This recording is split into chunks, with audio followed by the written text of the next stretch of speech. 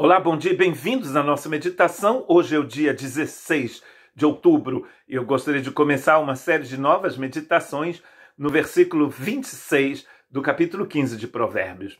O Senhor detesta os pensamentos dos maus, mas se agrada de palavras ditas sem maldade. Interessante de ver aqui como ele está comparando pensamentos com palavras. Deus detesta pensamentos que são ruins, mas ele se agrada das palavras ditas sem maldade. Isso quer dizer que o pensamento ruim não produz palavra boa. Um pensamento bom produz palavra boa. E é o que a gente tem falado aqui, que a boca fala da plenitude daquilo que está no coração. Por isso, precisamos da graça de Deus, que nos transforme, que encha o nosso coração da sabedoria de Deus, para que nós possamos falar como verdadeiros discípulos de Cristo Jesus. Um texto muito conhecido do Antigo Testamento, Deuteronômio capítulo 6, verso 4 a 7, diz: Ouça, ó Israel, o Senhor nosso Deus é o único Senhor. Ame o Senhor, seu Deus, de todo o seu coração, de toda a sua alma, de todas as suas forças. É aí que começa o amor que nós temos por Deus. Não é só um amor que as pessoas vão ver em atos que a gente fabricou, que a gente imaginou. Não. É o resultado daquilo que está no nosso coração. E a única forma de amar a Deus aqui é de todo o coração. E o próximo também vai ser de todo o coração, como vai nos dizer Jesus.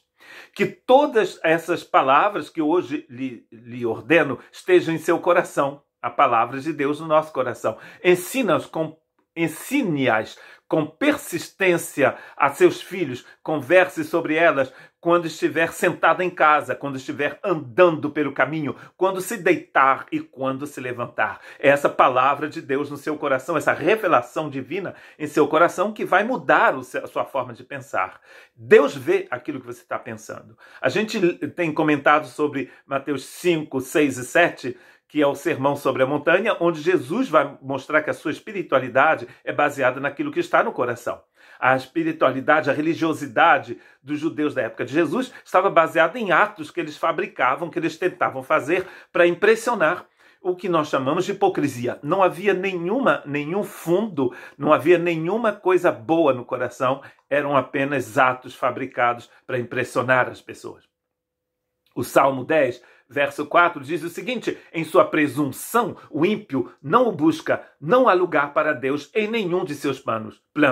E numa outra versão, na minha versão em francês, diz em nenhum de seus pensamentos. Ou seja, esses planos são coisas que ainda estão no coração dessas pessoas. Quando não há lugar de Deus no coração de alguém, essa pessoa é chamada de ímpia.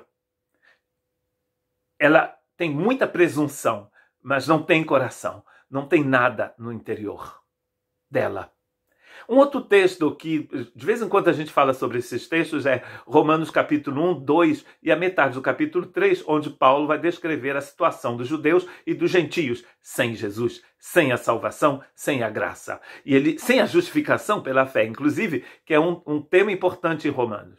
E ele vai dizer no capítulo 1, verso 28, além do mais, visto que desprezaram o conhecimento de Deus, ele os entregou a uma disposição mental reprovável para praticarem o que não deviam. Então percebe que é uma prática aqui, mas antes da prática há o desprezo do conhecimento de Deus. Quando não há conhecimento de Deus, quando não há relacionamento com Deus, não há prática boa. Relação entre pensamento, prática e palavra. Precisamos de uma transformação total do nosso interior. E é por isso que no final desses textos, Romanos 1, 2 e 3, na metade do capítulo 3, no verso 13, ele vai dizer: suas gargantas são um túmulo aberto, com suas línguas enganam. Percebe? Túmulo aberto. O que sai de um túmulo aberto? Só cheiro de morte. Veneno de serpente está em seus lábios. Esse veneno que está no lábio vem do coração. Deixe que Deus transforme seu coração. Se você pertence a Cristo e ainda continua utilizando palavras ruins, falando mal das pessoas, isso vem do seu coração. Vem do seu interior. Precisamos deixar o Espírito Santo trabalhar o nosso interior e nos purificar. Que Deus tenha misericórdia de nós.